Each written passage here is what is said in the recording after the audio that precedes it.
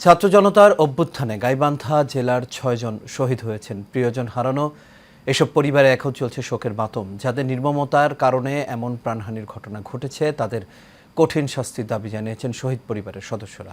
খালেদ হোসেনের তথ্য ছবিতে আরও জানাচ্ছেন সহকর্মী আরব ইসলাম হিমু।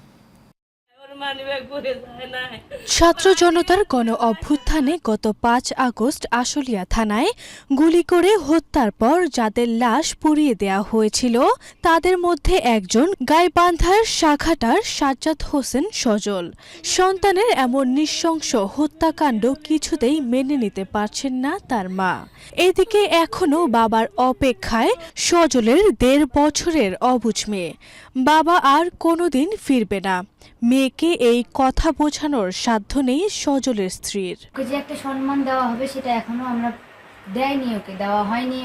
আমি যুদ্ধের ময়দান থেকে পাবো না, আমি শহীদ হব না, আলা বিজয়ের পতাকা হাতে নিয়ে বাসায় যাবো। আমার ছেলেরা ড্রাইভাররা হলো। গত ৪ আগস্ট আশুলিয়ায় অসহযোগ আন্দোলনে গুলিবদ্ধ হন নাজমুল।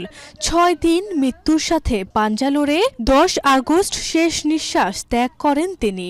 বাপ আসিল মাথার উপরে বট গাছ, ওই বট গাছটাও মরে গেছে। আজ ১ বছর হয়েছে। ১ বছর না হইতে আবার এই যে ভাইয়ের মৃত্যু, তাহলে কেমন করে মানুষ ভালো থাকে। স্বজন হারানোর শোকের মাতম চলছে সাকিনুর, আরিফুল ইসলাম ও সুজন মিয়ার পরিবারেও। আমার ছেলেই আমার সংসার চলাছে, তার বউ বাচ্চা আছে, তার দিক দেখাশোনা করে। এই পৃথিবীর কেউই নেই এখন আল্লাহ ছাড়া। বাবা সাকিনুরের বাবার যে অসুখ, খুব মারাত্মক অসুখ, তার জন্যও অপারেশন করতে চাইছিল। তারই মধ্যেই সাকিনুর গুলি খায়া মারা গেছে, পুলিশের হাতের গুলি খায়া। পুলিশের গুলিতে যে নিহত হইল ছাত্র আন্দোলনে গিয়ে, তো আসলে এইরকম লোক ছিল যা দেশপ্রেমিক।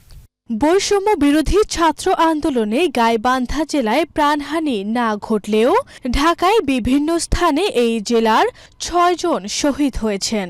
স্বজনদের হত্যার সুবিচার চান শহীদদের পরিবাররা। আরব ইসলাম হিমু, এশিয়ান টেলিভিশন।